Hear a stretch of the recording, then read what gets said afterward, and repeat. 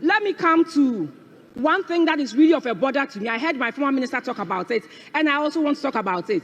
That is the issue of expenditure. Mr. Speaker, they presented to us, to the people of Ghana, that this government is a government that was going to rationalize expenditure and cut waste. But, Mr. Speaker, they should tell us where in this budget have they rationalized expenditure, where in this budget have they cut waste. Rather, they have sought to add 43.5 billion Ghana cedis to the expenditure budget.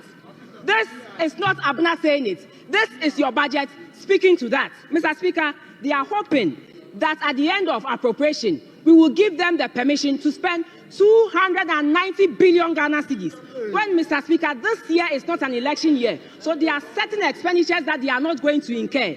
We, in an election year, did an appropriation of 250 billion. So when you come and you tell Ghanaians that you are rationalizing expenditure and you are cutting waste, what are you doing? Mr. Speaker, again, to be honest with you, I was hoping that the NDC would take advantage of the goodwill that the Ghanaians gave to them and voted massively for them to really show us some real cuts that will promote fiscal discipline and endure economic growth. But what have we seen? Spending spree. Mr. Speaker, spending spree. Most of this is being seen in fattened salaries at the office of the president, Mr. Speaker.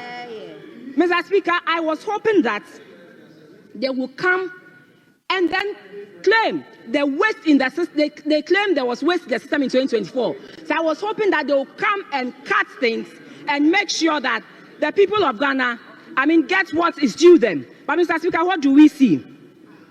We see 2.7 billion increase in the office of the president's salaries alone.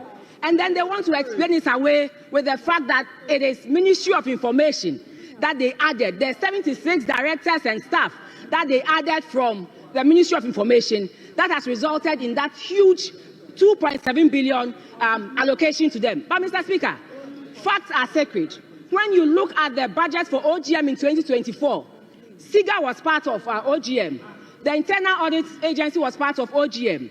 Mr. Speaker, Scholarship Secretariat was part of OGM. There were quite a number of ministries as well as the development authorities. They were all part of OGM. But today, they are no more under OGM. So you ask yourself, all these ministries have been scrapped or agencies have been taken. How come you still have 2.7 billion under Office of Government Machinery? Mr. Speaker, they also explained that they added Ministry of the National Security Ministry. But, Mr. Speaker, in 2024, the compensation for national security was 1.28 billion Ghana cedis. So that assuming that you add your 10% to it, give or take, let's say it comes to 1.45 billion, and you add the existing 326 million to it, you still have $1 billion to explain to Ghanaians. Mr. Speaker, is this the lean government that the president talked about?